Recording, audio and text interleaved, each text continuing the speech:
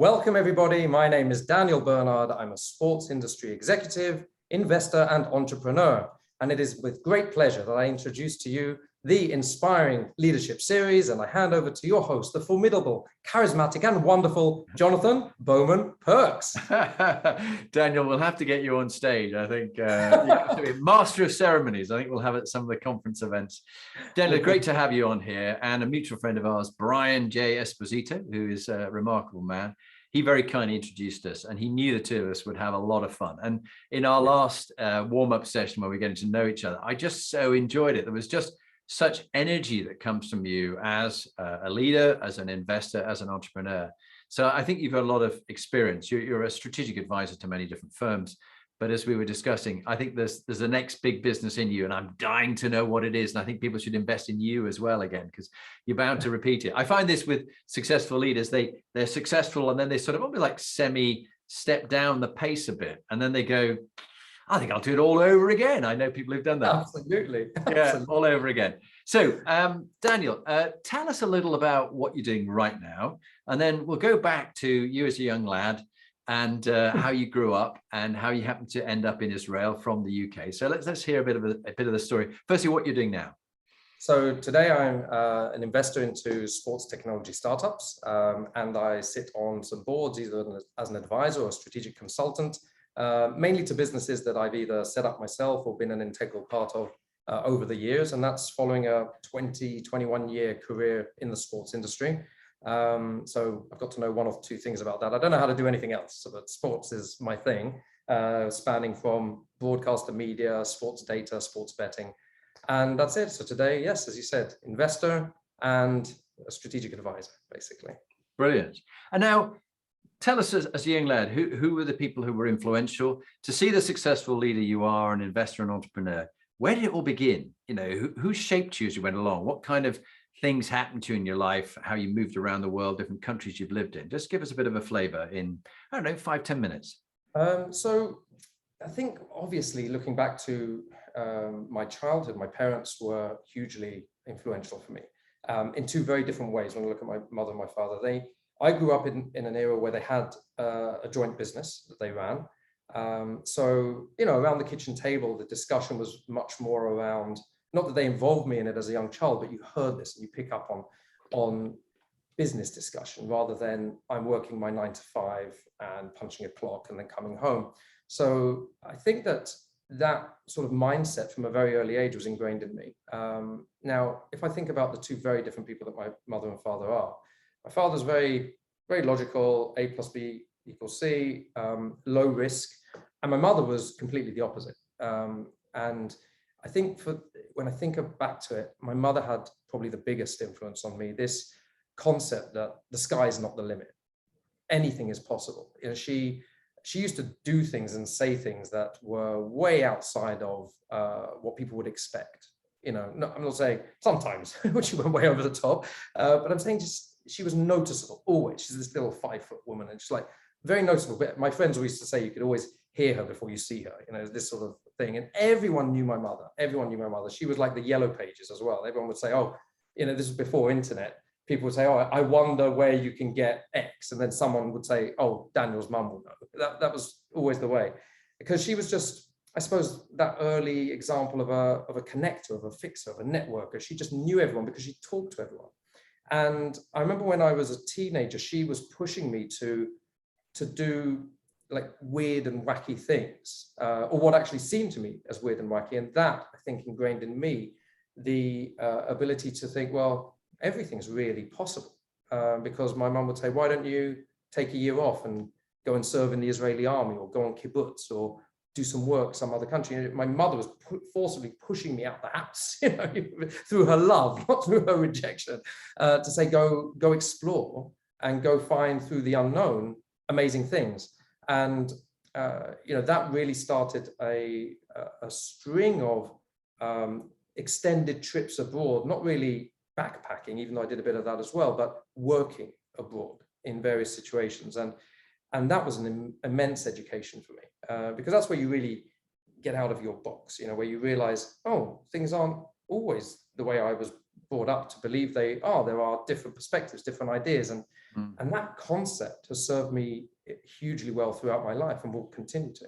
And I think it also, from my experience with you, gives you that what we call cognitive intelligence, that acceptance of people of difference and cultural difference, and always willing to listen and pick up a different perspective. I found that in you. Is that fair? Absolutely. And I feel that that's a combination of two things. It's not something that I feel I've tried to learn. It's sort of built in with me. When you think about my background a little bit, my mother was born in India to Iraqi parents, and Wow. my father was born in London to a Polish father and a Russian mother who met in Germany before the war. And then I was born in London. I'm now living in Israel, married to a woman of Yemenite background. My kids don't have a clue who they are, but they're loving the salad of everything that goes on in our family.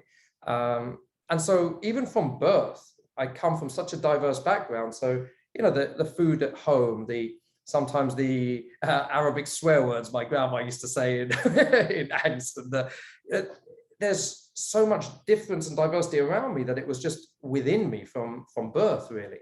And then when you complement that with having lived in 5 different countries, lived and worked in 5 different countries, and beyond that, I've worked with many, many more different locations around the world, so I had to interact with so many people. So you get to a stage where diversity is the norm. It's not like, oh wow, look how diverse we are. No, this is just normal, and that's a blessing. That's a real blessing.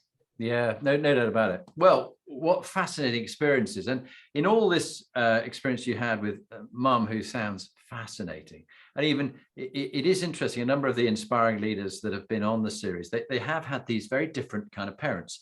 Mum gave one, Dad gave another. I mean, in my particular case, my father was a fast jet pilot.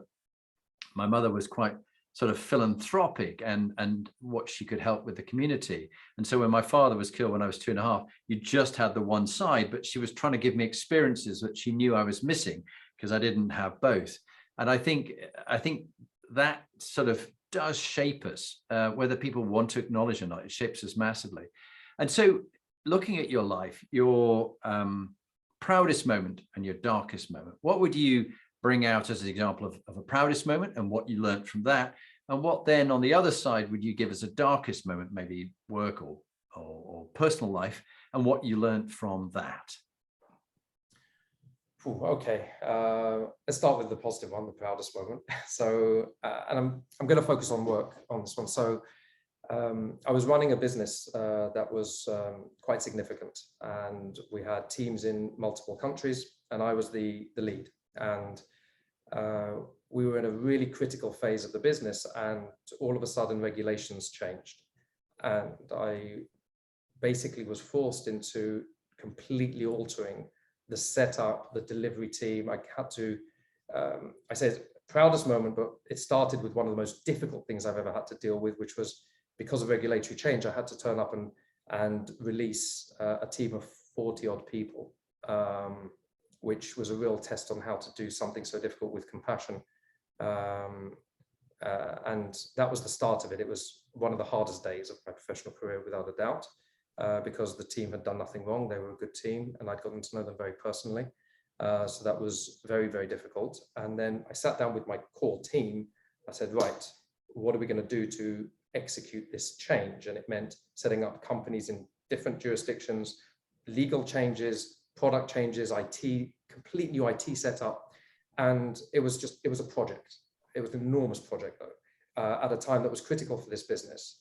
And it was the last thing you wanted, to have to deal with this instead of actually trying to develop a business which was on the cusp of really doing well. And it was a 9-month deal. And I knew that I couldn't take longer than that. And that was really trying to do much more than what was a 9-month job in 9 months. And just to cut a long story short, I remember so vividly, and there was ups and downs. It was a complete roller coaster, and flying every week or two and just trying to make sure that things were still going, because this was a live business at the same time whilst we're trying to make this massive change. And then there was that final piece in the puzzle, and we had a deadline, and I was just walking on my own in the street in Israel, and I got this call basically to confirm that it had been done and it was successful. And the feeling of achievement, for my team, not just me, I was the lead, but my team, my core team, we were 5, of what we had done we had ridden such difficult waves to get to where we needed to be. And I was like walking down the street, literally clapping like this. I was clasping my hands together on my own, listening to this call. It reminded me, I don't know if you've seen the Will Smith film, The Pursuit of Happiness. I have, I like it. Yeah. Bit of a spoiler for anyone who hasn't seen it, but there's that bit at the end when he gets the job, spoiler, as I say, and he's walking down Wall Street, just like, that's how I felt.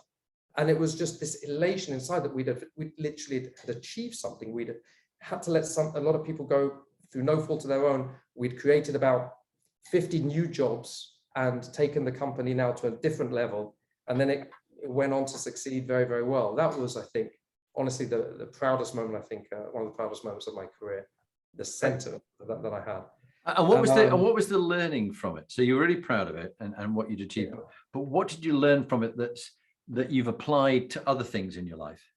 I think the thing I learned from things we got extremely right, which was honesty with everyone, not trying to pull the wool over people's eyes, not trying to sugarcoat things, say it how it is, and just pulling people together through that truth, to be focused all on one core objective, and then just keeping people aligned with that throughout that difficult period.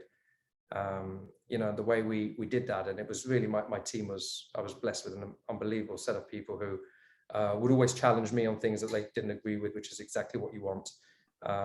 And it was amazing. So I think that was, it was a stamp of just be true to yourself and to others around you. Don't try and put a nice tail on things. It doesn't help. It will always catch up with you. So yeah, that's good advice.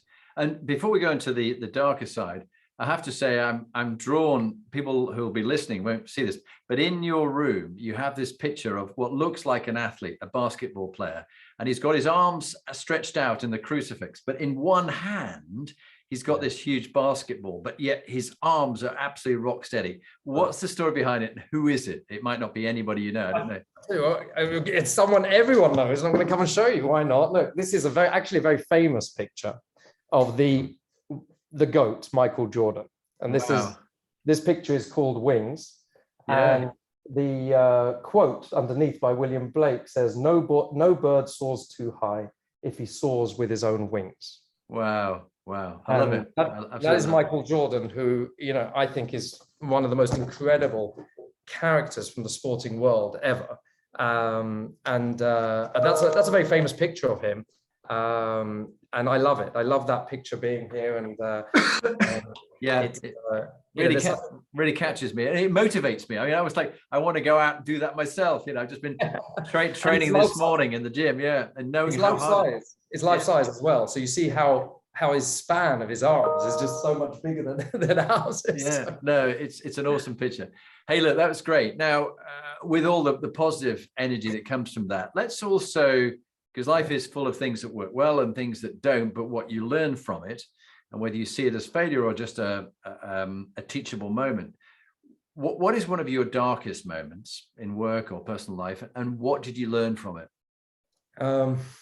Okay, so I mean, I've had a number of failures, but I don't consider them as dark moments, to be honest. In fact, it was my first business failure that led me to moving to Israel in '99 and marrying my wife. I mean, I thank God for that failure every single day, basically. Apart from that, I also learned how not to set up a small business. A lot of good lessons. So I don't see those as dark moments, not the failures. They're just part of our journey. But so I had a very, very difficult experience about 12 years ago, 13 years ago. My wife and I had set up our company together, and we were working together for what ended up as 8 years, which was incredible and challenging at the same time. I had one of our most senior employees was a guy who I got very close with, and I used to share like everything with him, even beyond his remit. It was a smallish business back then. And everything was great for a long time. And then all of a sudden, my wife started to sense something wrong. And in retrospect, she was totally right, but let's put that aside. She started saying something wrong, and I was totally blind to it. And I basically waved her away, saying, you don't know what you're talking about. You're dreaming this. And she felt very, very concerned. And of course, a few months later, things did explode in a bad way. And the reason I look back at this as one of my darkest moments is because not only was I totally blind and almost intentionally blind to what my wife was trying to say to me, but then my handling of it, when it came to light that she was actually right, was dreadful. The number of mistakes I made were enormous, but I think the biggest one was that I let my logical mind rule over everything, and particularly over my compassion. Yeah. And I don't think I realized that for a long time afterwards. And also, what the hardest thing for me to admit, but it's right to admit it, is that who was I even not compassionate enough about? It was the person who was closest to me in my whole life, and it caused huge difficulty both at work and at home.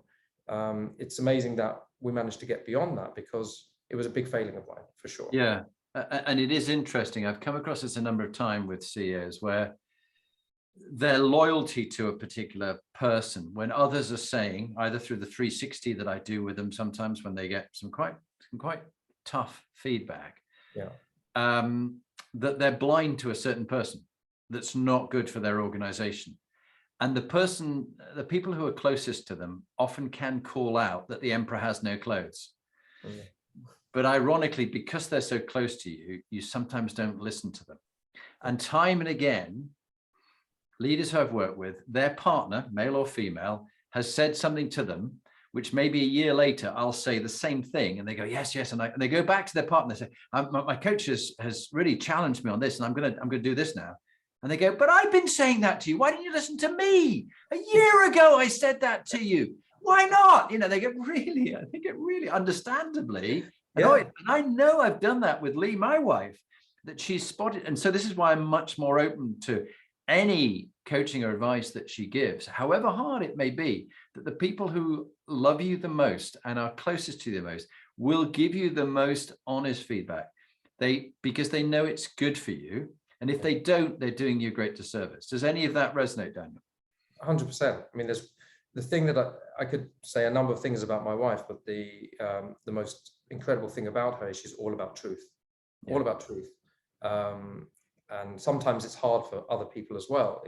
But I learned through that experience, first of all, to not doubt her automatically, let's say, but certainly to listen first and foremost to her when she's got some comments to make about whatever it may be, because she has this sixth sense that I don't have, which is proven right time and time again. But as I say, my big failing there, my biggest failing, was to constantly think about the logic in my mind and sweep that compassion under the carpet and then sort of put in her face the logic, which was wrong. In retrospect, found out that was wrong. But even if it was right, it was still not the right thing to do. Yeah, and my good friend Paul Chapman uses the 4 quadrants of head, heart, gut, and wallet.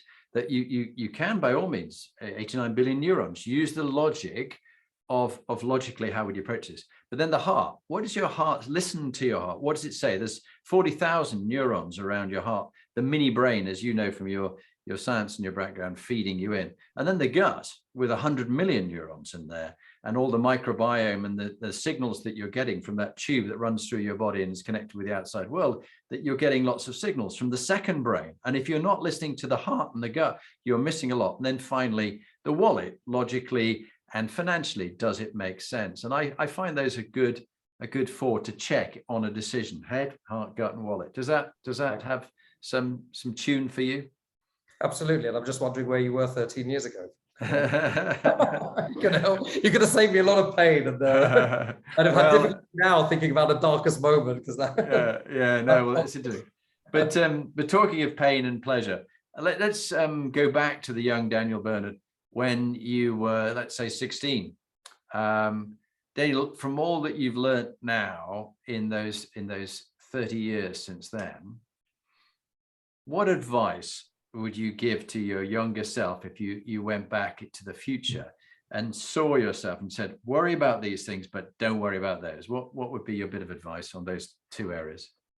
I think one of the major things that I'd like to say to anyone of that age, and it's not necessarily to me who I was at 16, because I feel that honestly, I've been blessed with one particular strength, which has really helped me. And I go back to my mother, I think it was a lot to do with her, is that I'm not worried at all about the unknown.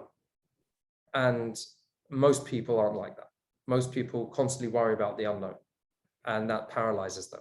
And my natural almost disregard for the unknown allows me to just step forward and see what happens. And when you step forward and see what happens, and you then gain experience, you step forward a bit more smartly next time, and with a bit more experience, then you can do incredible things and meet incredible people, and fail at things to learn more things, to then succeed at bigger things later on. And so I find myself talking a lot to my son, who's 19, and his cohort of friends. There's this theme all the time. It's like they come and chat to me. It's like, well, what about this? What about that? And I'm like, why are you worried about what you just don't know? Think about what you do know, and then go find out what you don't know by action, because all this constant worry leads to inaction. And that's one of the biggest sins, really, is just not doing stuff in life. That's brilliant. That's really, really sound advice. And particularly the, have a go and learn from it. And it was General Storming Norman Schwarzkopf in the first Iraqi war. We talked about the Iraqi connection. And he said, look, I'd rather have you fall on your ass in peacetime than in war. Go and have a go with good intention and learn from it, but do it. Okay, we don't have the benefit of peace or war in our businesses, but actually I think many people are too scared to try things out, which they would learn a lot from. Okay, let's go around the go on. Sorry, Dan, you had one other point there. I'll give you one more piece, because that was saying is I was naturally like that, but there was something I had to get taught when I was in my first post-university job. And I was working actually out in the south of Spain for a British company. And I was 23 years old, I think, fresh out of university. And I was classic, I was smart, but then completely unrelated to that, I thought I knew it all. And you come into this company and you think, oh, that's not working right. That's not working right. And you're this 23-year-old schmuck, basically saying, this isn't right, this isn't right. And you're going around trying to fix everything and complaining about things. And I remember there was one of the senior executives there who I got on very, very well with. And he once turned around at me when I was like openly sort of criticizing a little bit why things aren't working and how they could work much better. And he looked at me and he goes, were you born in a perfect world, Daniel? And it really made me sit back and think, he's right. What am I imagining that's going on here? Yeah. And you know what, it's 23 years ago. I doubt he ever realized how much those words impacted me. And I think it's amazing. Sometimes people can tell you things and they have no idea. They don't even remember they said it. But those words really clarified to me that my focus on the imperfections were making me negative, were giving a negative vibe, instead of saying, well, okay, it's not perfect, and that's actually okay. That was a really big lesson for me. Yeah, that's really good. And you've drawn from me, I think one of the British prime ministers, could have been Disraeli, said, never complain, never explain. And which was his little mantra. But I do think time and again in some of the fintech and the tech startup teams that I work with around the world, that I'm thinking of a couple who particularly are clever people, but they're always pulling others apart and what won't work about it, and almost like a damp blanket on it. Yes. Whereas there are others who are very positive about, okay, what are we going to learn from this? Let's move on. Okay, what can we achieve together? And they lift a group. So it's the drains or radiators. Are you a drain and you suck like Harry Potter's Dementors? You are expiring leader, you suck the life out of people, or are you an inspiring leader without being too gushing and ridiculously positive, but healthy about it? And the thing on the positivity, I'm reminded of the research that came from the Korean War, from the prisoners, and in the Japanese prisoner of war camps, the colonial and British troops who were there, that the ones who lived the longest were the realistic optimists. The utter gushing optimists died early, almost like a broken heart, because they said, we'll be released at Christmas. Christmas came and went, and then we'll be released in the summer or in Easter, and it didn't. And eventually literally just gave up the ghost because all their thoughts never came to happen. The pessimists died as well because they just thought it was grim. They were never going to get out. But it's sort of, to be a realistic optimist, I think is helpful. Does that relate to you? Absolutely. I mean, you can't sell a story without basis. You know, I think about it whenever I've set up a team. I'm very much an optimist and very much a positive person. In fact, a colleague I work with, he goes, you manage to always put a positive slant on anything that happens. I was like, well, that's a good thing, isn't it? As long as it's not detached from reality, which is touching on what you said. If I'm talking to a team, let's look at what the situation is. Let's analyze it and let's think what opportunity this gives us. So it has to be, like I say, realistic optimism, a positivity that is not detached from the reality that you're living is absolutely critical. Yeah, no, very true. And on the theme of inspiration, let's go around the Inspiring Leadership Compass, the work that Lee and I did over the last 20 years about what makes high-performing leaders like you and others, and the teams that they have. And we found these 8 components seem to be a good framework around which to sort of check in and see how you're doing against them. The first one is MQ, your moral quotient, your values, your principles, your beliefs. And we call it the sort of the tip of the compass. It's where the true north needle points. And true north means whatever you're doing, these values and these principles still are crucial to you. What are your top 3 principles and values that you live by? Maybe you've come from childhood, mum, dad, whatever. What are your top 3? Wow. Well, truth, I think, is critical. I mean, it's an obvious one, I know, but I think it's really, really important, truth. And that, even though it's obvious, I think it's not always that easy. Yeah. It's truth to yourself, you know, which, how often can we lie to ourselves about certain things, about things that we've done? So you've got to sort of imagine there's someone looking at you the whole time thinking, hang on, are you being true to yourself? And true to there's a lovely saying, make mirrors into windows. Yeah, you're constantly looking at the mirror, me. Yeah. You need to look at yourself in the mirror, but then where can you take it, and who are you being honest to, and who you're lying to? Yeah, okay. One is truth. What was the second one? Tolerance is critical for me, but again, automatic for me, rather than something that I've had to work at just because of my background and everything. You know, it's one of the reasons that I'm so delighted with everything that's happened in the Middle East in the last year and a half with the Abraham Accords, and Israel has been opened up to the GCC, or is starting to get opened up through the Emirates in particular. And I love the Emirates, and one of their major pillars is tolerance. You know, they have 200 nationalities there, and they're very proud of that they will accept anyone to come in and live and work. And it's a real belief of mine that how important that is. And they've shown great courage in signing the Abraham Accords and accepting Israel under a lot of pressure.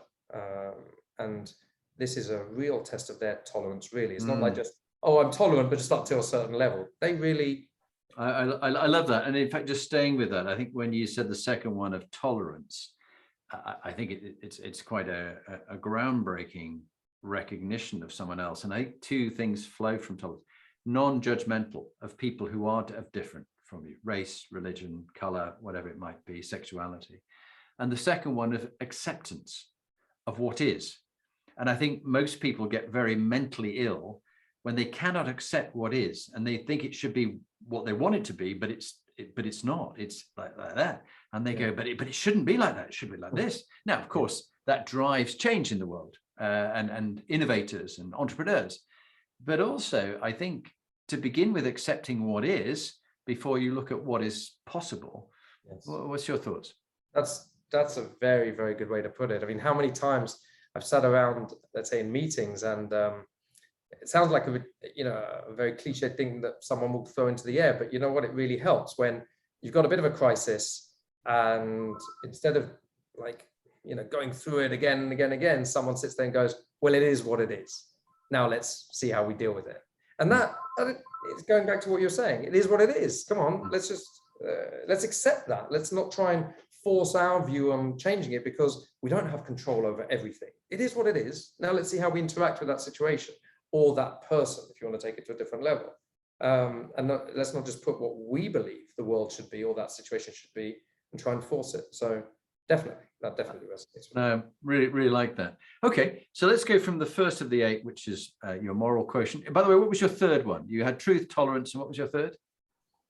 I think support of the weak is something that I really believe in. When you and this I believe in across the board. If you're in a company, for example, you want the best person for the job. You want obviously the best team, the best everything. But within your team, you're going to have different levels. Now, logically, and I've seen this with many people as well, it's like, well, they're a bit below par. What do you do with someone who's below par? Do you do actions, whatever they are, that will actually force them further and further below par, and then you get rid of them? Or do you actually work harder to support them than you would the others, because they don't need your help, to bring them up to par? And that's something that I really, really believe in, because the best teams are not ones which have 5 superstars and then 50 below average people. The best teams, in my opinion, are, if you take the same numbers, 55 pretty good people who know how to work together and focused on the same sort of core objective. That is a much stronger. I want that team over the 5 rock stars any day of the week. Yeah, and it is, this whole area is fascinating about high performing teams, and the book No Rules by Reed Hastings is quite an interesting read, the next CEO, where he did want just a few players who are really good.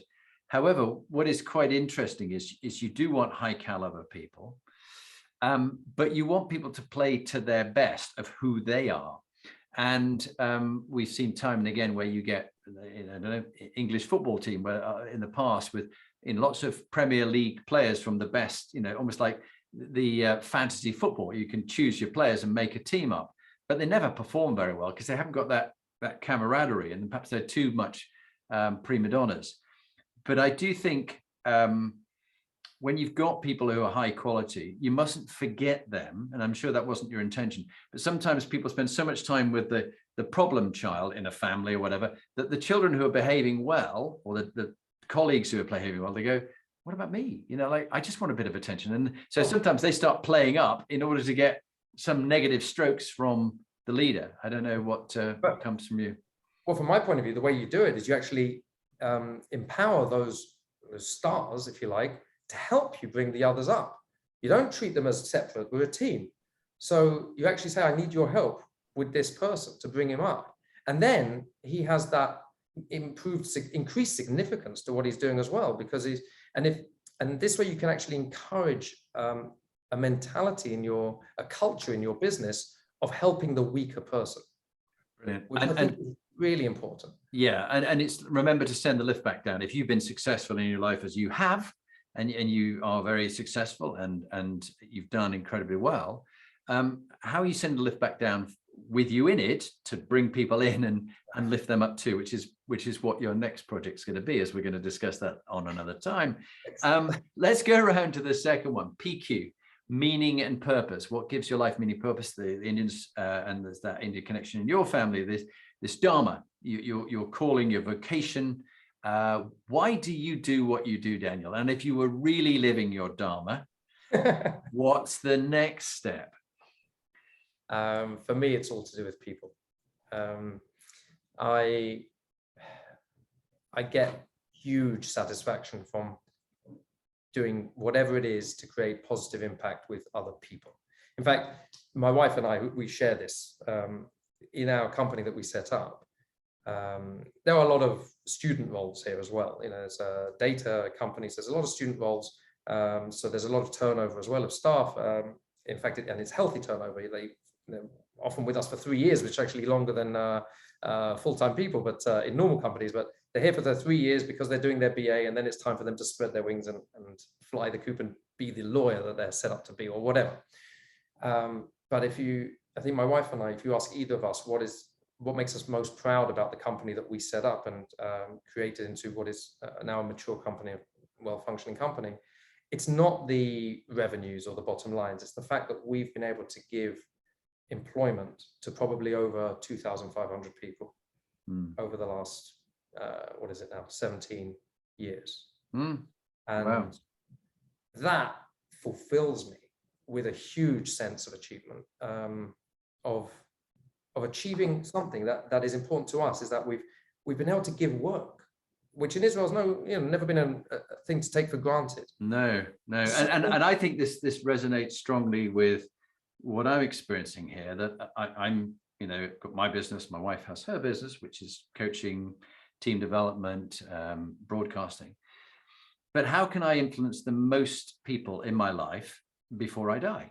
Because, I will die, at some stage, and it'd probably be sooner than I wanted. Just like my late brother, David, who died earlier last year, and didn't see that coming. But I find broadcasting is a great way to go out to get your message, you, Daniel Bernard, to get your message out to 185,000 people in over 55 countries, that they can listen to what you say or watch it on YouTube and they go, that's really interesting. Right. And just like that person who said to you, do you live in a perfect world, Daniel? Yeah. That made such an impact on you 23 years ago that you have never forgotten that. Yeah. And in my case, I met the guy who my father saved his life, and he said, you've got a choice, Jonathan. You can be a victim, poor me, no father, or you can make your father your inspiration for the inspiring leadership work you do to teach others what you've learned from other inspiring leaders. And that's why we're doing this broadcast. So I think PQ, meaning and purpose, is really important, and keep coming back to it, not just you, but everybody listening, Daniel. So why are you doing what you do? Are you living a life on purpose or off purpose? And I think part of the reason that we're having this conversation is to get you back on purpose. Yeah.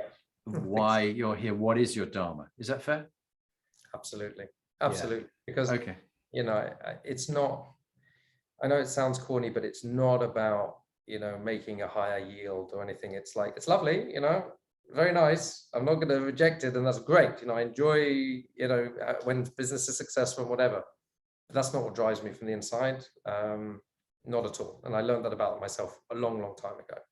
Good. Well, let's talk about what drives you. One of your interests is in the whole world of sports and fitness. And the third of the 8 components is HQ, health quotient. And I can tell you and I are babbling so much, and I'm babbling more than you, that we're going to go way over time. So I'll keep some of these things a bit faster, quick firing.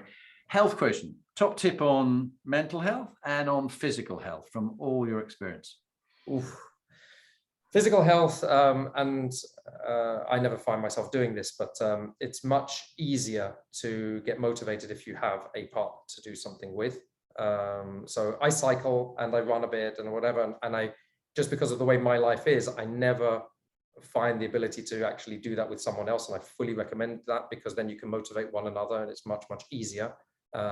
Life is nicer anyway with other like-minded people, so if you could do that, I think that's so important. And making sure you understand that, when it's hard, it's good.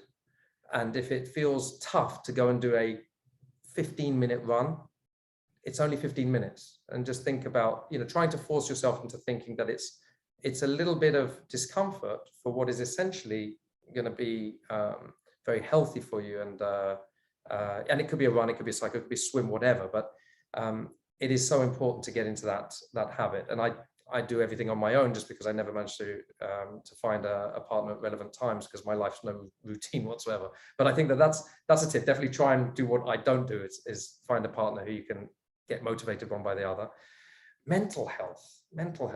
I think from a mental health point of view, make sure in the craziness of life that you do think about what's important for you as an individual. Men do this much more automatically than women.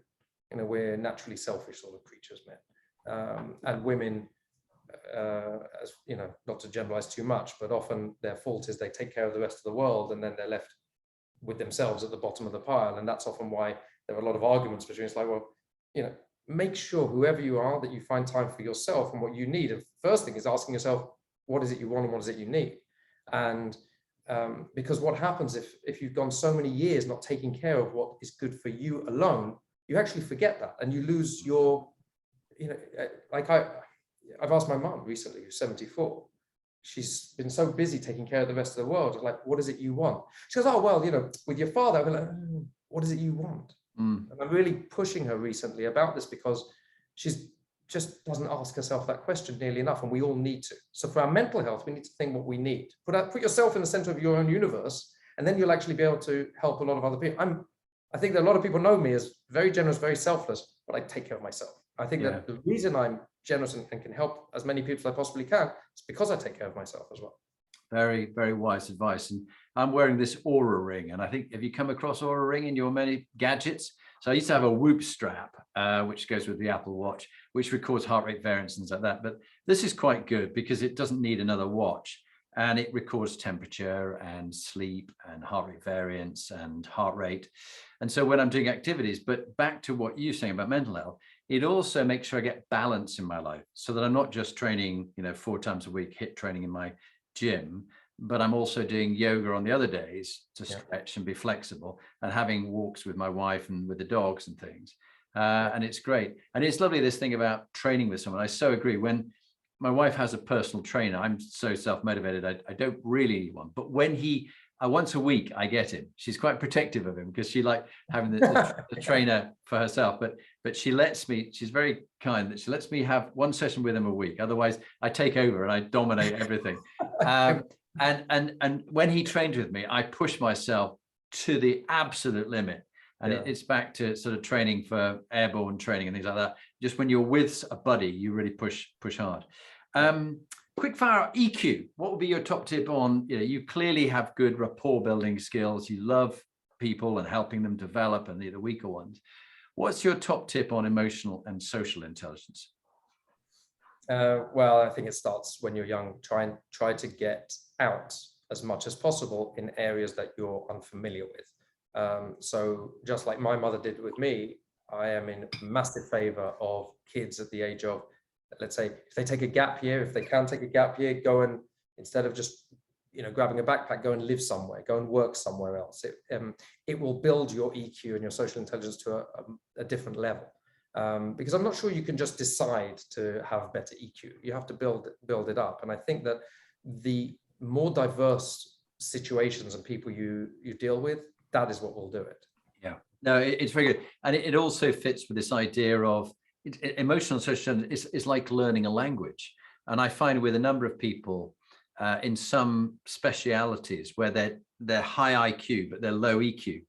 Yeah. And it's not that they can't be, they just haven't learned the skills, like learning a language, which takes us on to, thank you for that one, to CQ, which is this cultural intelligence question. And it's a bit of a link, particularly with your experience of not just about people skills, but diversity, equality, and inclusion, which comes with what you say. Anything else you'd add on CQ? So, well, it is, I think, very connected to the previous question in many ways.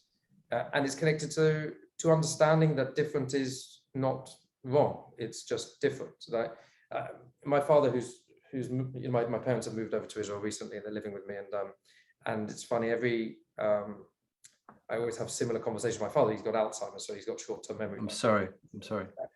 Well, he's 86. He's doing pretty well, even under those circumstances. But he still, has lots of conversations with me. And what I find, my father, who's lived always in England, so we'll go somewhere, and he'll come out and goes, "But that was very weird. It's not like that in England." Yeah.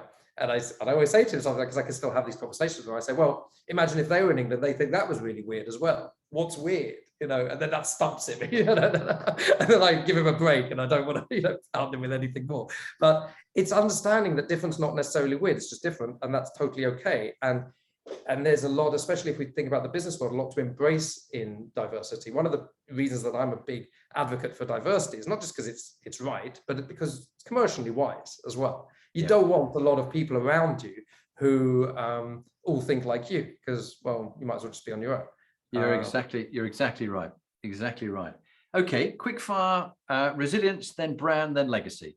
Top tip on being resilient and coping with setbacks and disappointments? I think if you understand that setbacks is just part of it, So then you expect the setback, which might sound weird coming from a positive person that I am, but I think it's part of it. When a setback comes, just understand that life is going to be full of setbacks, and they're going to be full of highs as they are full of lows. So when you get the low, if you take a zoom out and you realize that that's what life is, then you go, oh, okay, so I'm just here now. So I just know that that's going to be sometime around the corner. I don't know. It might not be right around the corner. It might take a while. But if you're zoomed in, which a lot of people do when they're in the middle of a crisis, and all they see is that low and they're consumed by that low, you just got to zoom out and say, okay, I get it. It's just part of life. It's part of my journey. And that's how I deal with setbacks. It's like, okay, so, and going back to what we said before, it's like, so it is what it is. How do we deal with it? Yeah, well, this is lovely, because being an optimist, you're different from the pessimist. The pessimist talking about the 3 Ps, that they see situations, as you described at the bottom there, as permanent, personal, and persistent. And that's what makes them so gloomy in that spot, because they can't break out of, this is what happens to everybody, it always happens to me, it's all the time, that kind of stuff. So quickfire brand. What should people do about their brand, reputation, image, and impact? What do you mean? Give me a little bit more explanation about that. So a tip about how you've helped develop such a good brand as you have, a personal brand, or even a brand for a brand for your companies, the businesses that you set up and run. What was the one tip that you found worked well for you? Well, it goes back, we've said it a couple of times in this chat. Authenticity is absolutely critical, because you will get found out if you're not authentic. If you're going to market, whether it's yourself or a brand or a company, of course, marketing can put a certain slight on things. That's what marketing is. But don't cross a line, and it's important that everyone can define where that line is. Don't cross a line where you're actually not being true to your brand or to yourself, or you're just trying to portray something that really isn't. It's, when you're marketing a brand, it's okay to sort of highlight the good stuff. Of course, that's what marketing is. But you see a lot of, excuse the term, bullshit out there where it's nothing to do with the reality at all. And that's true when it comes to people, and it comes to companies as well. Yeah, spot on. Fully agree with that. So the final one before we go on to executive teams, a book, and then your top tip, is legacy. What would you like your legacy to be in a personal way, in your personal life, when you die, and also in the contribution you've made to society and the world? In a personal capacity, I think it's just to have helped people. Simple as that. Just to have been there to help individuals at the time where they needed it, and I had the ability to do so. I can hear that comes across from the heart, doesn't it? Yeah. Something happened then. What was going on? I get a bit emotional when I think about these sorts of things, because that's what drives me more than anything, to be honest. Is if I've been excuse me. No, this is what you're being authentic, mate. This is what you want. That's for sure. So if I've been given a life of privilege, which yes, I've worked hard for sure, and I've taken opportunities where they've around, but it's foolhardy to think that we are 100% responsible for the lives we receive. There's luck and there's circumstance, there's lots of other things, and if I wake up today and on my plate is my reality, which is a hugely privileged life, I feel a huge responsibility to then have some sort of significance in that life as well. And for me, significance is being able to help other people, and that could be and it normally is very one-to-one. For me, it honestly doesn't have to be some sort of hordes of people. It's just sometimes what's easy for me to do through my experiences and my strengths is harder for anyone else. So let's just use that. I mean, that's, I think, a key to life is do what comes to you naturally that's hard for other people. And I've been moved recently, as you can see, by a number of occasions where I've just sort of been blown away by how much I was able to help someone without really having to think too much about it. And that's a gift, which it is a gift. It's very clear you have it. Thank you for that, and thank you for just staying with it. And Thank you. for, for me, not letting you off the hook. Executive teams, from toxic or difficult to high performing. What's your tip, your one tip for turning a team around and from being slightly toxic to being high performing? Well, I think that identifying where any toxic nature comes from is absolutely key. If you've got high EQ, then you'll normally know sooner if there's a specific person in your team who's toxic.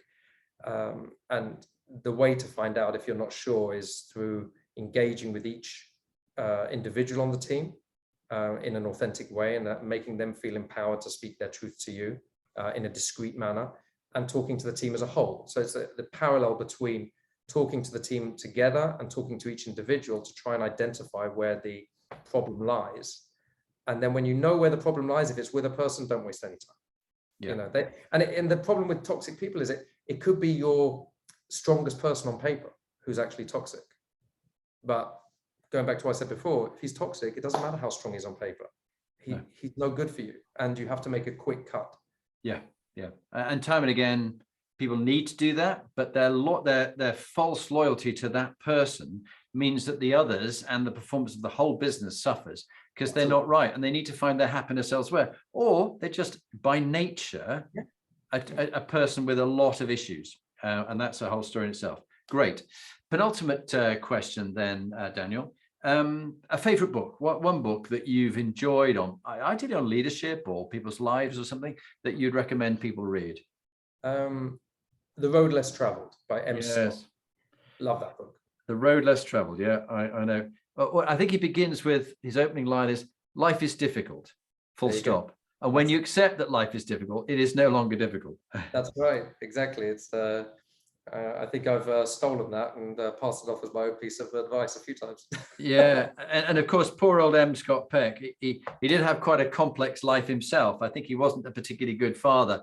And so a lot of the stuff that he gave as advice to everybody else, it was a bit like cobbler's shoes, that cobbler's children have the worst shoes, not looked after, because the cobbler's busy doing everybody else, but doesn't look after their children. And I think that was in his own story, but his advice is very sound.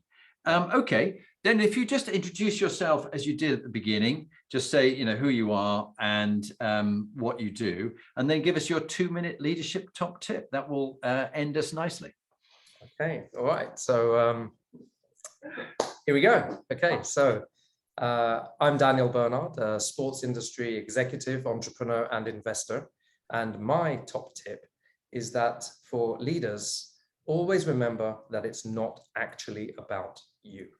Yeah. If you're in a leadership position because you've got talent, charisma, energy that people get swept up after you, always remember that that is there to serve a purpose, whether it's the business you're leading, the organization you're running, maybe some social project that you've created. It's not about you. And business leaders can often get confused because they see themselves on the brochure, they see their name up in lights. Don't get confused. It's not about you. It's about what you're there to serve. Just like technology is never there for tech's sake, it's there to serve a purpose and to do something. Leaders are there to serve the business or the organization that they are leading. Not about you. Perfect. Well, Daniel, thank you very much for sharing your wisdom and experience with all the people around the world who are listening to this.